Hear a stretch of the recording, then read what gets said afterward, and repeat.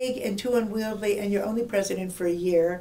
So the main thing I could do during my year as president is have a theme and that has caught on. And Jerry Graff did it this year, and they're having it next year as translation is the theme. In fact, I was asked to speak next year, I think, in one of the presidential panels on translation. Translation is something I'm very interested in, whole questions of theory of translation and so on, which would be good for the Society of Critical Exchange, because that's such a burning issue now. You know, since nobody seems to know any languages, or which languages should they know. Well, what do you do in translation, but what does translation do? You know, to the work and so on. I mean, there are endless issues. So that's quite interesting. But so all I could do, because I did poetry and sound, is have one ruling issue and then have the forum and all the panels organized around that. And the book is coming out soon now. The book that I did from that with 21 essays. And I think it's really interesting. And it was packed. We got a real odds because we finally had something that was substantive, and we weren't sitting around discussing the humanities.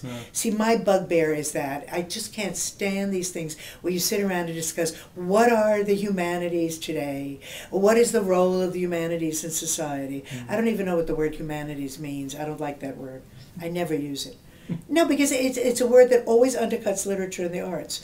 Seriously, it's a word that always means, when you say humanities, for most people that means uplift of some kind. Oh, humanities, it's good to know a little about the humanities, you know, so that we don't only do the sciences and all that. And humanities connotes uplift, and it connotes good, you know, sort of nice, moral, whatever. And when you do have humanities centers, I think that's one of the big problems today too, is with the one we have at Stanford, the one you have at so many universities, the Humanities Center, you know very well. What they're like, they always gear toward history, and if anything toward anthropology, because that sounds as if it's interdisciplinary, but it isn't really. So you have all these things about religion and this between 1820 and 1840, but you never really do literary things or art things, or and I think that's so much that could be done with the arts that just isn't, you know, that is what people are interested in, and incidentally what I think donors are interested in much more so, you know, because it's something they can participate in and do. So that I think that humanities centers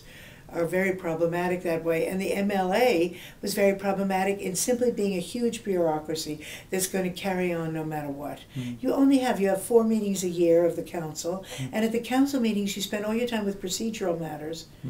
That's all. So you never really get to discuss what are we studying, what is the point, again, what should a critical exchange be, you know, what should theory be. That isn't even discussed. That's never comes up.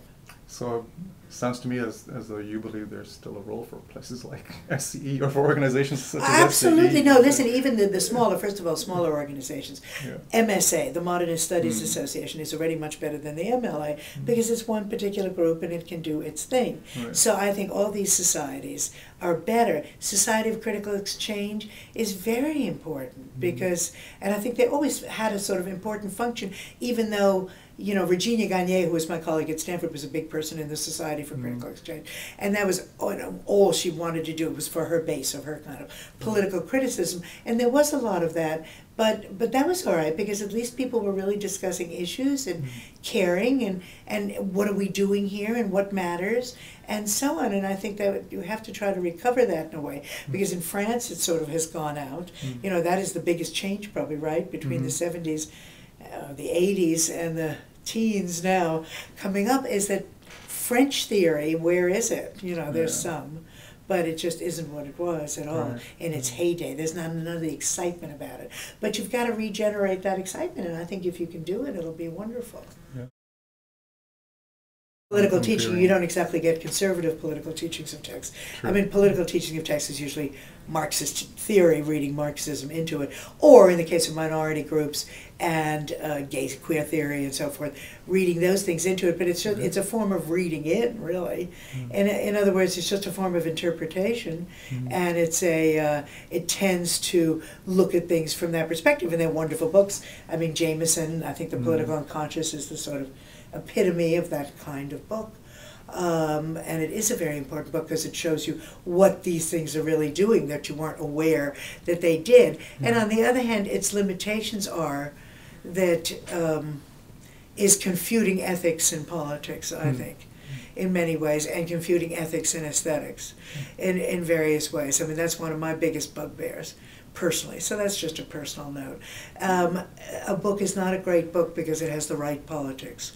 Of course, giving a political reading isn't finding the right politics, it's finding the fault lines and finding what it's really doing, and so that you're aware of it. But there is a tendency now to be very moralistic. There's all that poethics and so forth, and to be very moralistic about writers and who has the right attitude. I mean, all the endless Conrad criticism. Yeah. You know, that's the kind of political reading which we've had, I think, a little too much of always showing how, you know, Conrad, and either he's the ultimate colonialist or he exposes, as if that's all those books are all about, and they're about other things too. Right.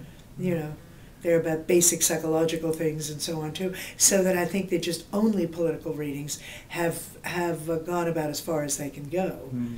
How about in the classroom? In the you know, classroom, teaching a text a particular way, does politics always enter into it, or? it does, but often, you know, I teach a lot of Ezra Pound and Yeats, and I always brace myself for thinking that I'm going to have to explain to the students how we can even read Pound, given how awful his politics were. And they're not even bothered by that. They're looking for entirely different things now. Yeah.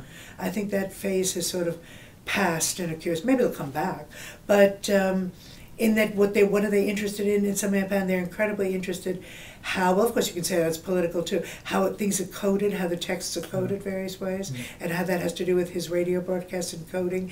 They're interested in the use of Chinese and the Chinese written character and what that means and how that gets absorbed into the work.